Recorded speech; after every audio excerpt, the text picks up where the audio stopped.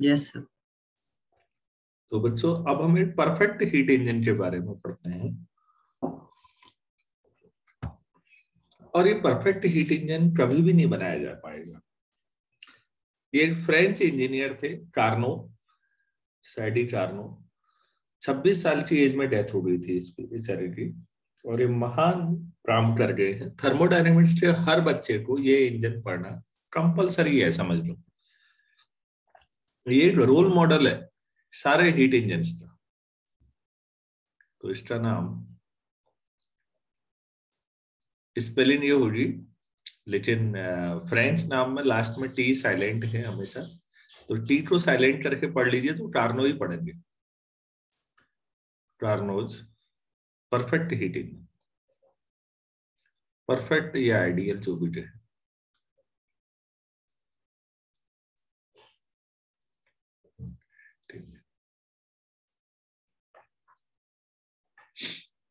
तो ये ऐसा उन्होंने इमेजिन किया कि एक आइडियल, कि आइडियल होगा तो जाहिर सी बात है कि इसकी एफिशिएंसी लेवल बहुत ज्यादा होगा। और इस तरह से उन्होंने एक अपर लिमिट बना दी कि भाई एक्चुअल हीट इंजन कोई भी आप बनाइए, इस कार्नो हीट इंजन से ज्यादा एफिशिएंसी नहीं हो सकती उसकी।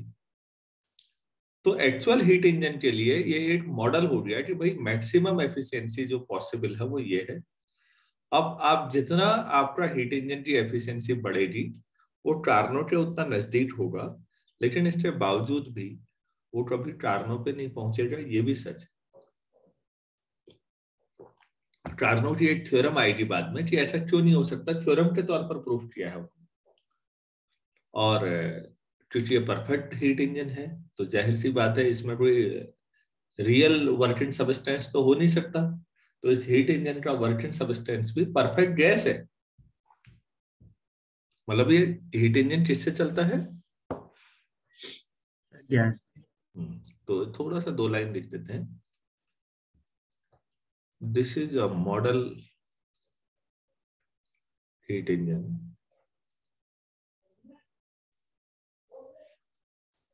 with perfect gas as working substance. As working substance.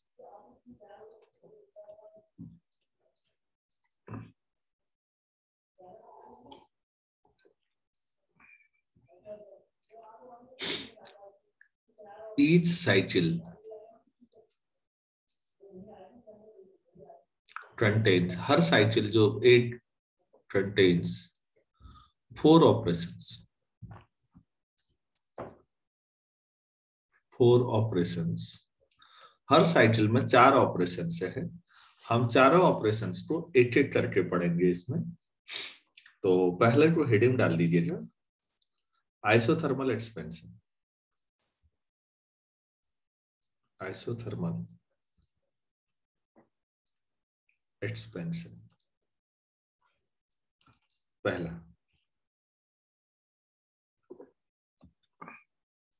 तो बाकी तो इंजन का डायग्राम बनाने की जरूरत नहीं है, वो कंसेप्चुअल वो है।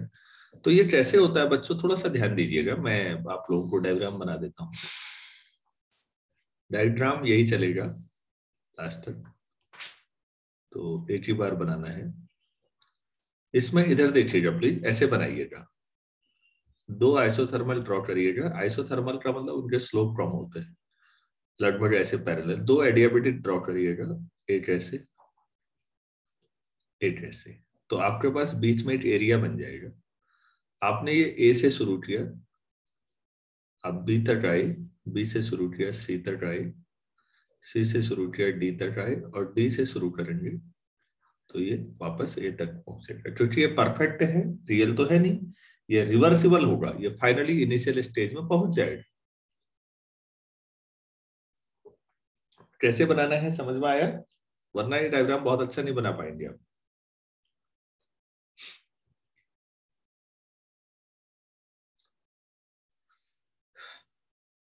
तो हम इसको मानते हैं कि ये T1 केल्विन पर है और नीचे वाले को T2 केल्विन पर मानते हैं। तो ए से बी तक कैसी प्रोसेस है?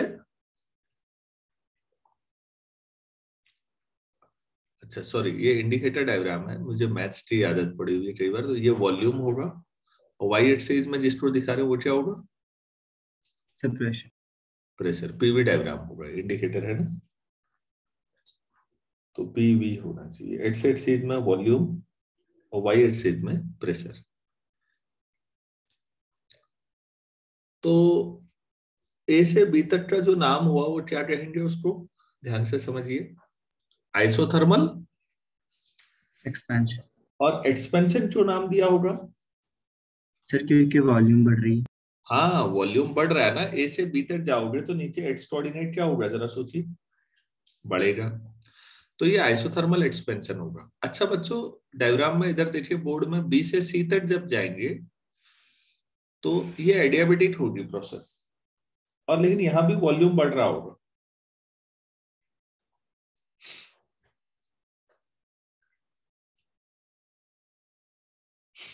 वॉल्यूम क्या होगा बी से सी सर तक? बढ़ रहा। बढ़ेगा। तो इसको क्या नाम देंगे? Sir adiabatic expansion. Adiabatic expansion. अब सी से डी तक जो तीसरा ऑपरेशन होगा उसको क्या कहेंगे? Isothermal compression. कॉन्ट्रैक्शन। कंप्रेशन। और डी से ए तक last? Sir adiabatic compression. Very good. तो बच्चों, कभी पूछा जाए कार्नो हीट इंजन में चार ऑपरेशन कौन कौन से होते हैं, तो रटने की जरूरत तो नहीं है। आप एक एक करके बता सकते हो पहला कौन सा होता है, दूसरा, तीसरा, चौथा? हाँ सर। चलो ठीक। अब यहां पर समझिए आप,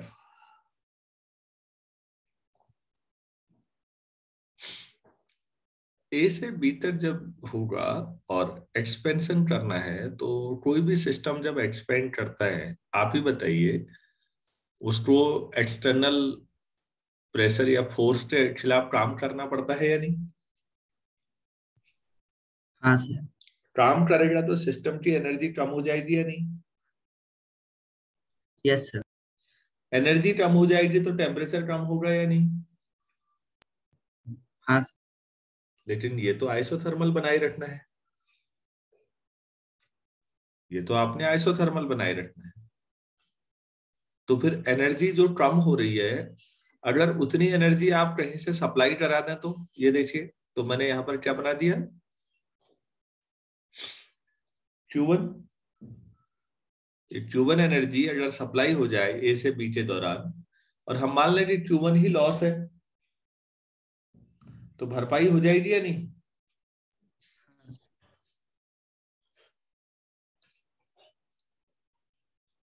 दोबारा समझाना है? नहीं सर, आगे समझ। आ गया। ए से बी तक आइसोथर्मल एक्सपेंशन अभी लिखाएंगे बेटा, इसको लिखाना भी होगा। आइसोथर्मल एक्सपेंशन है, मैं फिर कर रहा हूं, जब सिस्टम एक्सपेंड करता है तो सिस्टम को वर्क करना पड़ता है। कोई भी सिस्टम एक्सपेंड होगा तो बाहरी प्रेशर के खिलाफ काम करना पड़ेगा या नहीं? हाँ सर। तो काम करना पड़ेगा, तो बाहरी प्रेशर के खिलाफ तो एनर्जी कम होगी सिस्टम की। तो एनर्जी कम होगी तो टेम्परेचर कम हो जाएगा। लेकिन आपको ए से बी तक तो आइसोथर्मल बनाए रखना है ना, तो आप सोर्स से ले लेंगे Q1 एनर्जी। तो Q1 ऊपर से आ रही है, जरा गौर करिएगा। Q1 मैंने कहां से एरो बनाया है? ऊपर से। सर ऊपर से। हाँ, तो Q1 ऊपर से आ रही है। तो चलिए अब इस बात को, तो ये Q1 कितना होगा, जितना वर्क डन होगा ना, यहाँ पर Q1 और W1 बराबर होगा या नहीं होगा? तो ये कितना होता है वर्क, ये निकाल लेते हैं। तो इस बात को, when system goes through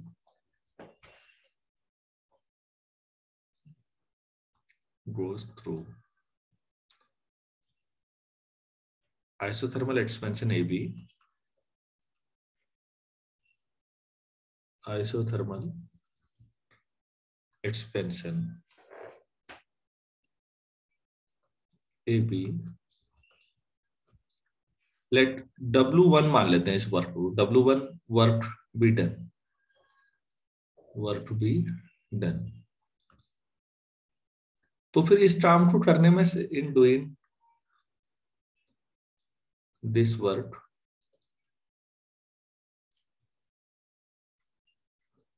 system loses its energy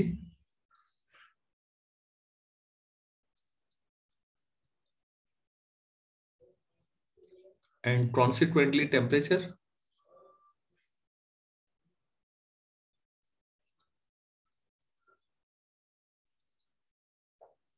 To maintain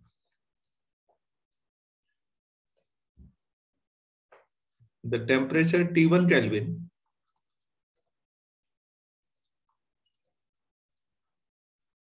let Q1 energy be taken from the source.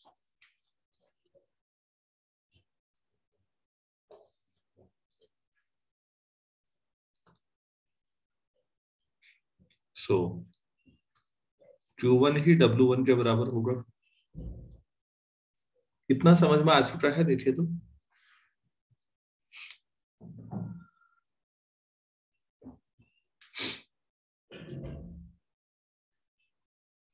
हाँ सर, आगे। तो W जितना होता वर्क हमने कल निकाला था बच्चों। अच्छा यहां पर ध्यान दीजिएगा प्लीज, ए के कोऑर्डिनेट होंगे P1 V1 T1। शुरू में क्या मान लें P1 V1, तो B पर आके क्या हो जाएगा P2 V2 T1, C पर आके P3 V3 T2 और D पर आके P4 V4 T2, तो C से D तक और फिर वापस P1 V1 T1। कोऑर्डिनेट यही रहेंगे, कोऑर्डिनेट मतलब प्रेशर वॉल्यूम और टेम्परेचर। ए और बी में टेम्परेचर T1 ही रहेगा ना दोनों जो, ए और बी, और सी और डी में सर T2 ही रहेगा दोनों जगह, बिल्कुल। तो चलिए तो वर्क निकालते हैं अब। हम लोगों का जो रिप्रेजेंटेशन का सिस्टम है थोड़ा सा सही नहीं है। हमें पहले एक्स कोऑर्डिनेट V1 लिखना चाहिए फिर P1 लिखना चाहिए ना, पहले एक्स कोऑर्डिनेट आता फिर Y। कोई बात नहीं, आपको समझ में आना चाहिए ना। तो वर्क होता है PdV, कल बात कर रहे थे बच्चों हम। तो ए से बी तक जा रहे हैं तो वॉल्यूम V1 से लेकर ऐसा आएगा। अरे भाई ठीक है। Yes sir. तो पीटी जो क्या रखा था कल याद है आपको, RT अपॉन बी। यस आर तो ठीक है, टी कांस्टेंट है ए से बी तक, एक ही टी है कौन सा T1, सर। तो RT1 अपॉन बी।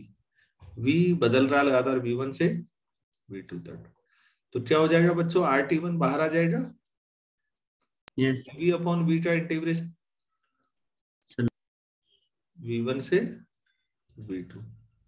तो ये जो Q1 है या W1 है आप जिसको कह रहे हैं ये हो जाएगा, कल भी किया था ये। Yes sir. तो log V2 upon V1 direct लिख दूं, आप लोग पिछले लेक्चर में भी जाके देख सकते हैं, मैंने आइसोथर्मल एक्सपेंशन के दौरान वर्क डन निकाल रखा है। Equation 1 log V2 upon V1। Clear है इतना? यस। चलो तो हमने पहला तो निकाल दिया, दूसरा बी से सी के दौरान क्या होगा, तो सेकंड प्रोसेस में हेडिंग डालेंगे। दूसरा कौन सा होगा अब सर एडियाबेटिक एडियाबेटिक एक्सपेंशन।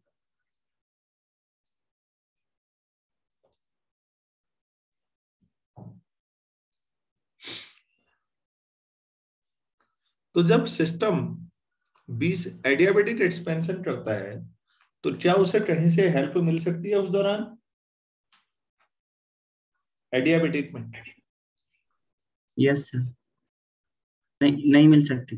नहीं मिल सकती, तो फिर उसको अपने दम पे करना पड़ेगा काम, अपने दम पे यस काम करना पड़ेगा सिस्टम को उस दौरान। तो सिस्टम की एनर्जी कम हो जाएगी वर्क करने के बाद, तो एनर्जी कम हो यस जाएगी तो सिस्टम का टेम्परेचर कम हो जाएगा। तो इससे साबित होता है कि T1 से कम होगा T2। इस बात को लिख लीजिए। During adiabatic expansion BC, during adiabatic expansion BC, there is no additional supply of energy, no additional supply of energy, so system has to work.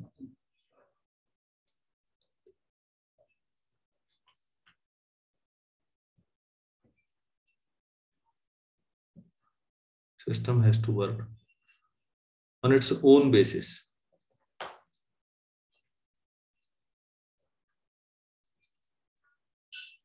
Consequently,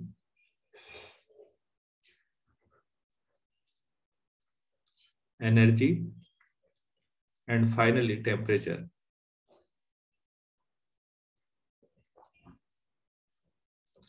decreases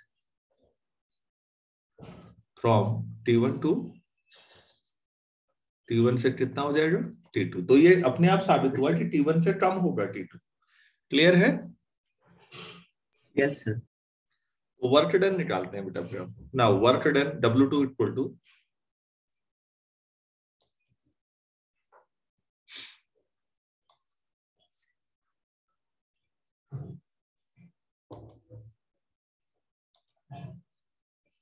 now work done during adiabatic expansion, adiabatic expansion, तो ये W2 हुआ, तो ये हो जाएगा PdV। इस बार B से C तक है तो वॉल्यूम V2 से V3 जाएगा। यस। अच्छा, अब PT जो क्या रखा है देखिए, for adiabatic process P VT power gamma बराबर कांस्टेंट था,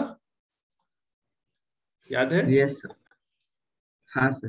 for adiabatic process P VT power gamma equal to constant, this implies W2 बराबर हो जाएगा, कांस्टेंट को कुछ मान लो, लैम्डा मान लो, से कल भी माना था हमने। तो PT जो हो जाएगा lambda into VT power minus gamma dV V2 से V3।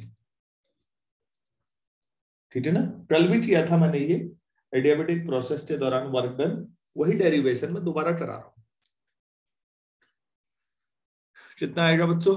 लैम्डा तो बाहर आ जाएगा, VT power minus gamma plus 1 upon minus gamma plus 1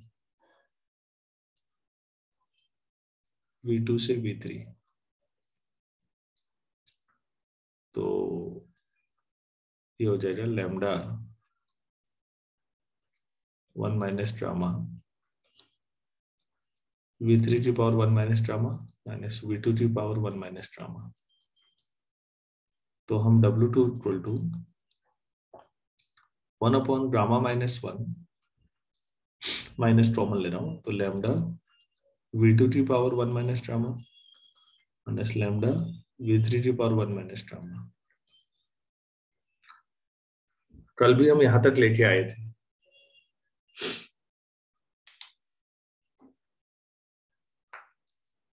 तो बच्चों यहां तक क्लियर है ना?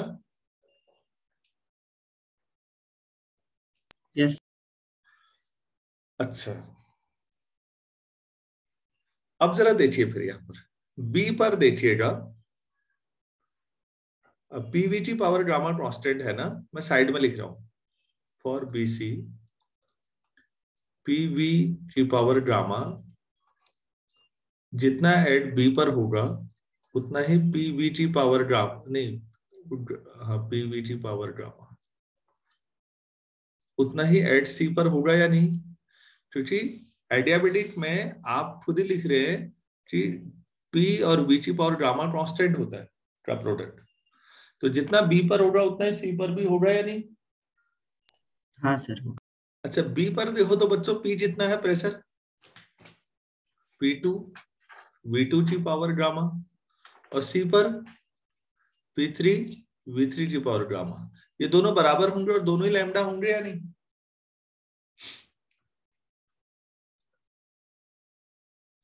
यस।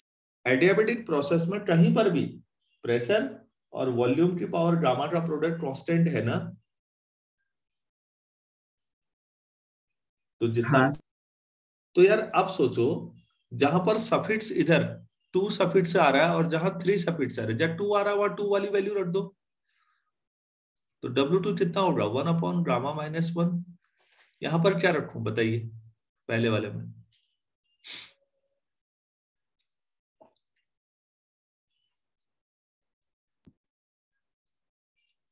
P2 V2 की पावर गामा इंटू V2 की पावर 1 - गामा और यहाँ पर P3 V3 की पावर गामा इंटू V3 की पावर 1 - गामा। जो 2 सफिक्स वाली है वहां 2 वाला रख लो वैल्यू, जो 3 सफिक्स है 3 रख लो, तो W2 कितना आ जाएगा, कितना आसान बन जाता है देखिएगा प्लीज बच्चों, ये तो अल्ट्रा डेरिवेशन है मेरा, P2 V2 minus P3 V3 आएगा।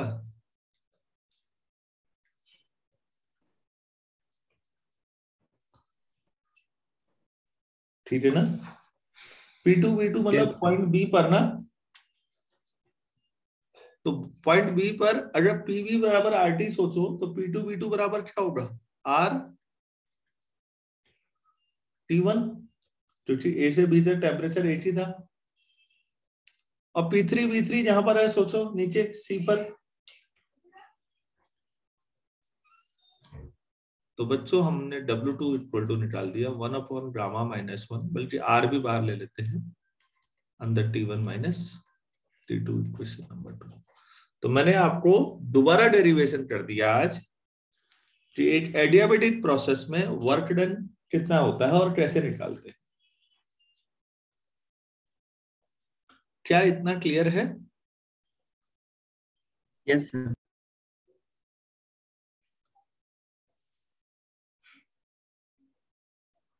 चलिए अब इधर देखिए प्लीज एक बार, थोड़ा सा पीछे डायग्राम में फिर जाते हैं। अब W3 देखना है, यहां पर देखिए अब आप C से D तक सोचिए अब प्लीज, मैं समझाना चाह रहा हूं तब मैं यहां पर लेके आया हूं फिर लिखाऊंगा। अब C से D तक क्या होगा बच्चों, टेम्परेचर मेंटेन रखना है ना, और वॉल्यूम कम करना है C से D में जाने में, ये एक्स कोऑर्डिनेट कम होगा या नहीं, यस सर। तो सिस्टम कंप्रेस होगा।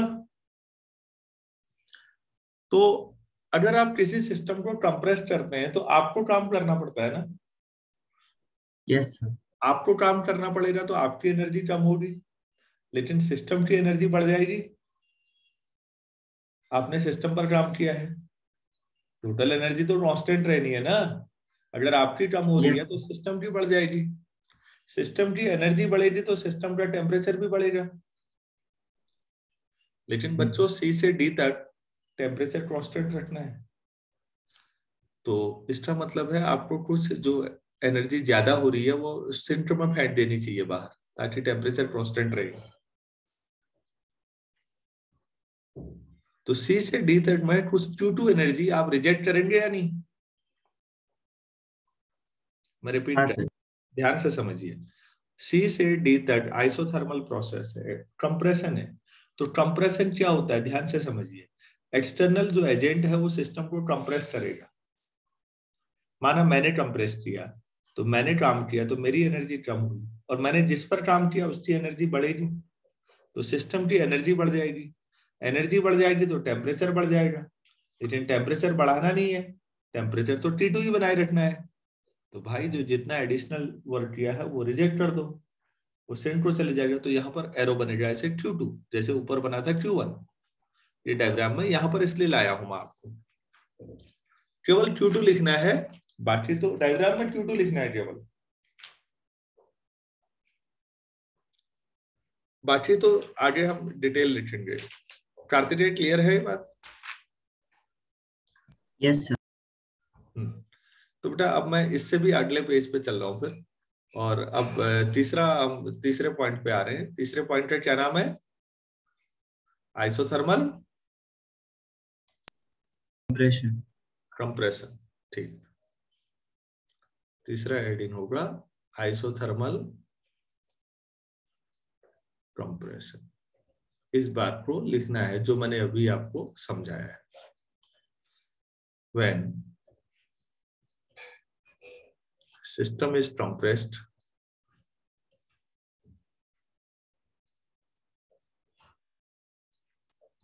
from, कहां से कहां तक कंप्रेस किया जा रहा है? V3 to V4। V4 कम है ना एक्चुअल में। Yes sir.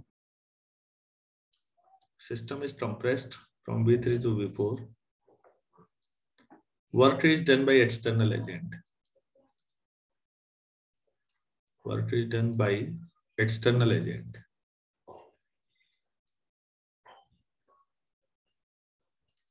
So, energy of the system will increase. Of the system will increase. आप केवल प्रैक्टिकली सोचते रहिए, अपने आप जवाब मिलेगा। To maintain the temperature T2, अब क्या करना पड़ेगा सोचो। To maintain the temperature T2, some energy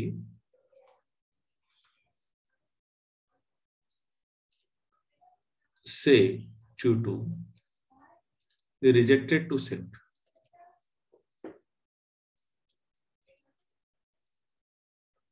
तो कुछ एनर्जी मान लो Q2 है, वो सिंक को रिजेक्ट करनी पड़ेगी, ठीक है ना।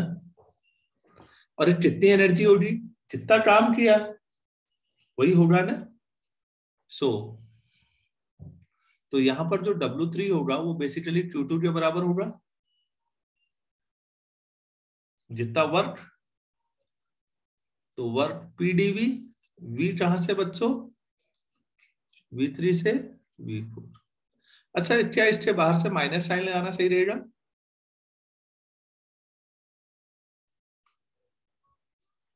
यस।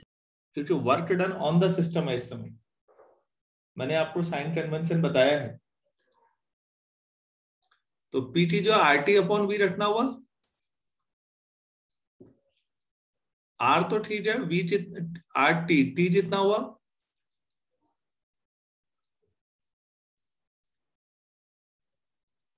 माइनस RT2 बाहर, dV upon beta integration log V, V3 से V4।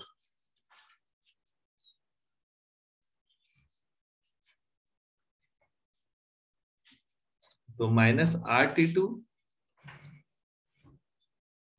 Log V4 minus log of V3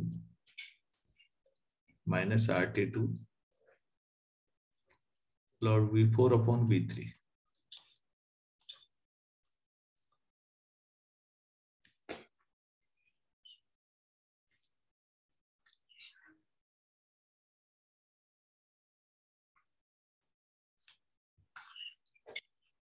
clear है या नहीं है? इतना देखो तो।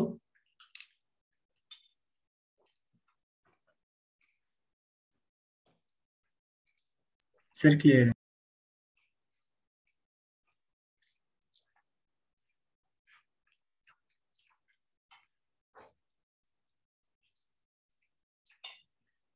अच्छा, इसको रहने देते हैं इतना ही। वैसे हम इसको प्लस कर सकते हैं V3 अपॉन V4 करके।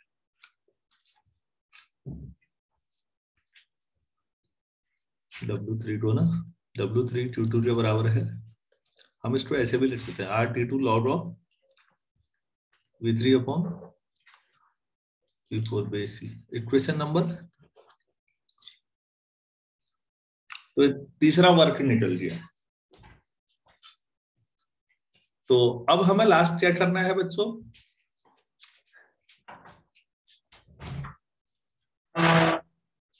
Adiabatic compression. Adiabatic compression.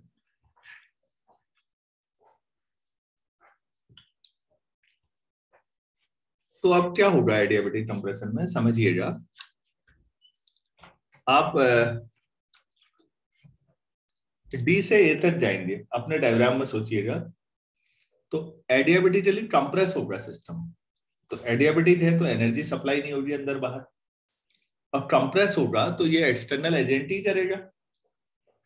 फिर वही भाई, जब एक्सटर्नल एजेंट ने काम किया तो एक्सटर्नल एजेंट की एनर्जी कम होगी और सिस्टम की बढ़ेगी। सिस्टम की एनर्जी बढ़ेगी तो सिस्टम का टेम्परेचर बढ़ेगा। तो सिस्टम का टेम्परेचर T2 से दोबारा T1 हो जाएगा और वो ए पर पहुंच जाएगा। क्लियर है? Yes, sir. हाँ, चलिए इस बात को लिखते हैं। नाउ लिखिए please. System is compressed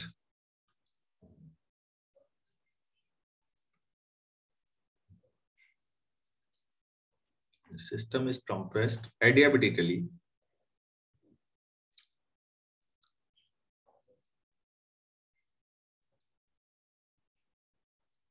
from D to A. So energy of the system will increase.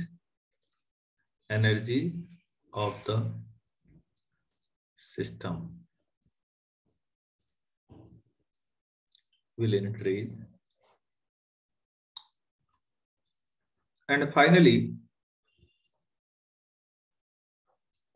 temperature will rise from T2 to T1. So work done will be, तो ये W4 मान लें इसे, PdV, यहां पर V4 से लेकर V1 तक। ये भी माइनस आएगा प्लस आएगा? माइनस आएगा। माइनस आएगा, ठीक हो गया। तो इसको समझिएगा। फिर वही एडियाबेटिक है तो इतना नहीं, साइड में फिर वही लिख लेते हैं। Since P VT power gamma equal to constant, मतलब लैम्डा ले लो। तो दोबारा अगले पेज में लिख रहा हूं मैं, आप लोग। तो कैलकुलेशन वही है बच्चों जो पहले करते आ रहे हैं हम लोग, कोई नया नहीं है। तो W4 इक्वल टू, मैं इसको 2 पेज में बांट देता हूं ऐसे, माइनस V4 से V1 है P VT पावर गामा, तो lambda VT power minus gamma dV।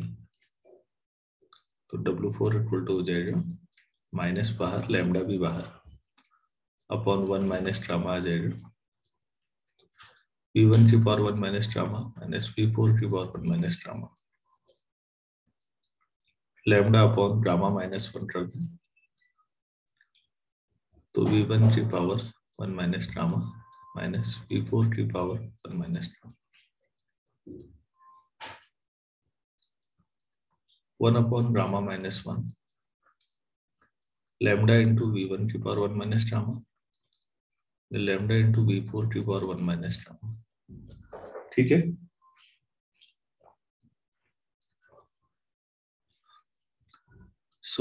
एक बात बताइए, फिर वही P VT पावर गामा, जितना प्रोडक्ट D पर होगा उतना P VT power gamma product A पर होगा या नहीं? यस।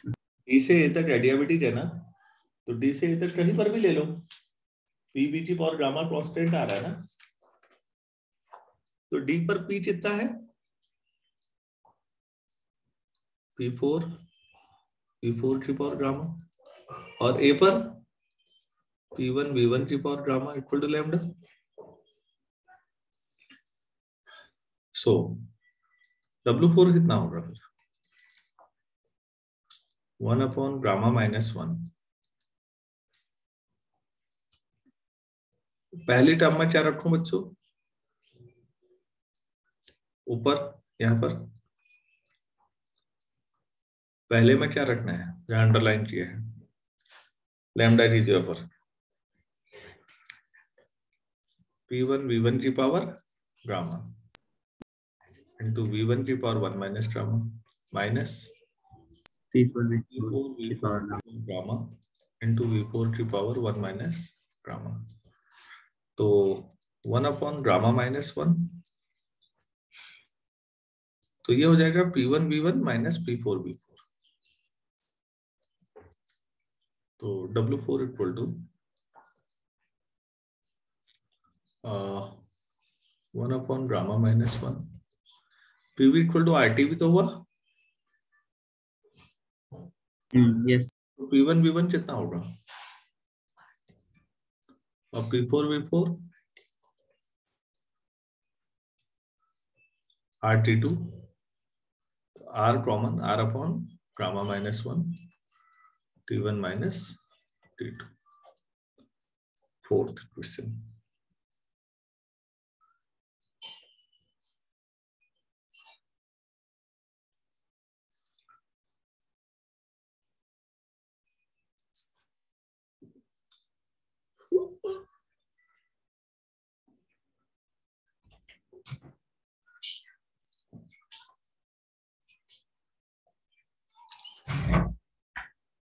हो गया? Yes sir. हाँ, तो टोटल वर्क डन कितना होगा? चारों प्रोसेस हो रही है। So total work done in one cycle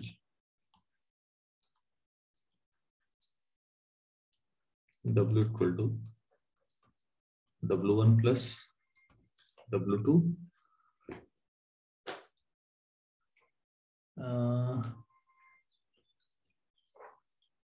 बाकी प्लस माइनस साइन के साथ दिए जाएंगे। Work done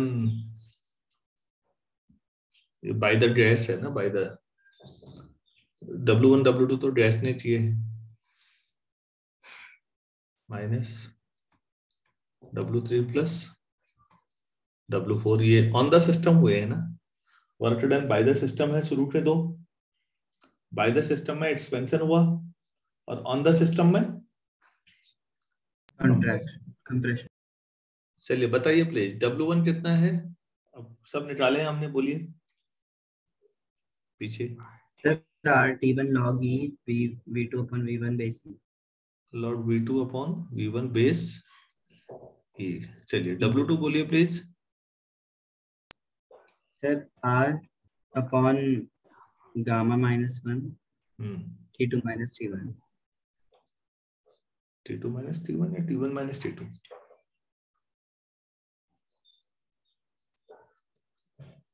T1 minus T2 आया होगा यार। Yes sir. चलिए यहाँ W3 sir RT2 log V3 upon V4 base। Log V4 base E। और ये चौथा, ये तो लिखा ही होगा R upon gamma -1 T1 minus T2। तो नेट वर्क डन आ जाएगा RT1। W2 और W4 कैंसिल हो जाएंगे, log V2 upon V1 minus RT2 log V3 upon V4। Question number 5। ये एक कंप्लीट साइकिल में वर्क डन है।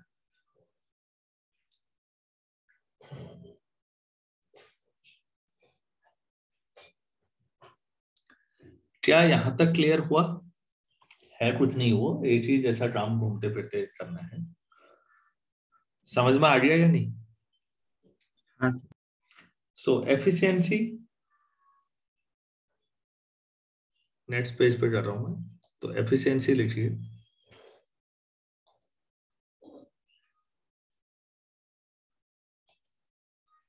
अब हेडिंग डालिएगा एफिशिएंसी का, हेडिंग डालिएगा तब हो पाएगा।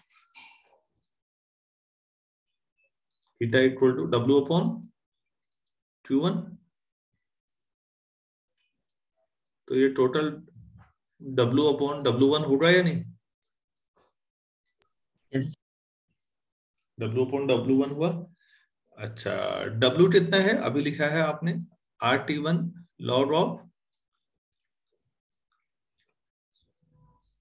क्या था, log of V2 upon V1 minus RT2 log of V3 upon V4 upon W1 सबसे पहला वाला, तो RT1 log V2 upon V1 वैसे। तो यहां से ईटा इक्वल टू निकलता है 1 माइनस R से R cancel T2 upon T1 into log V3 upon V4 बेसी upon log V2 upon V1 basic. Question number 6 अभी भी नहीं हुआ है सॉल्व।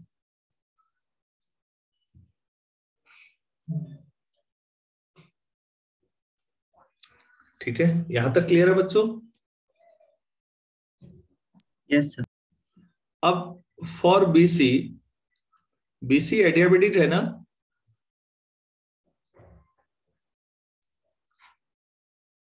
बी हाँ से सर। ये हटाना है लॉट V3 अपॉन V4। तो देखिए टेम्परेचर और वॉल्यूम में क्या रिलेशन होता था, याद है? T Vg power gamma equal to constant, नहीं T Vg पावर गामा नहीं होता, T Vg पावर गामा -1 होता है, ये कांस्टेंट है।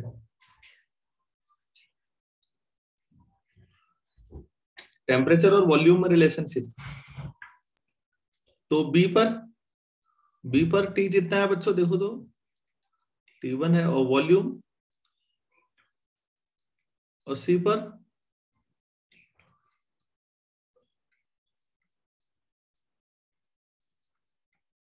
तो यहां से T1 अपॉन T2 कितना निकलेगा? V3 अपॉन V2 की पावर गामा माइनस। अच्छा, फॉर DA वो भी तो एडियाबेटिक है, D से A तक, D पर सोचो यही रिलेशन, T2 V4 की पावर गामा -1, और A पर तो ठीक है T1 V1 की पावर गामा -1। तो यहां से T1 अपॉन T2 कितना आएगा? V4 अपॉन V1 की power gamma -1 from equation 7 and 8।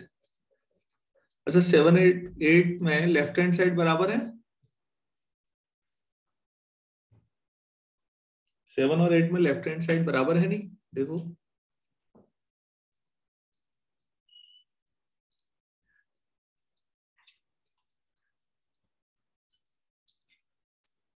Yes sir. तो ये भी बराबर होगा, राइट भी बराबर कर दो, तो यहां से आ जाएगा V3 upon V2 equal to V4 upon V1, तो V3 upon V4 equal to V2 upon V1।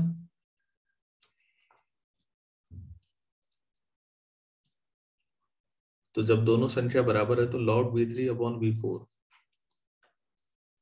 Equal to log V2 upon V1 बेसी होगा या नहीं?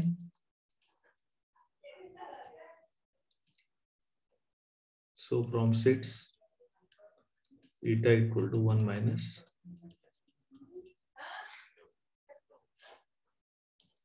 10। एफिशिएंसी केवल टेम्परेचर पर डिपेंड करती है। वो दोनों क्वांटिटी बराबर हो गई ना, जब दोनों संख्याएं बराबर हैं तो लॉग भी बराबर होंगे दोनों के। Yes sir. तो इक्वेशन सेट्स में वो कैंसिल हो जाएंगी, बस eta equal to 1 minus T2 upon T1। ये बहुत शानदार डेरिवेशन है, नॉर्मली इतना हम करते कम है, आपने पूरा किया है, बहुत अच्छी बात है। तो अब ईटा के दो फॉर्मूले हैं हमारे पास। In general eta equal to 1 minus Q2 upon Q1, और कार्नो हीट इंजन में eta equal to 1 minus T2 upon T1।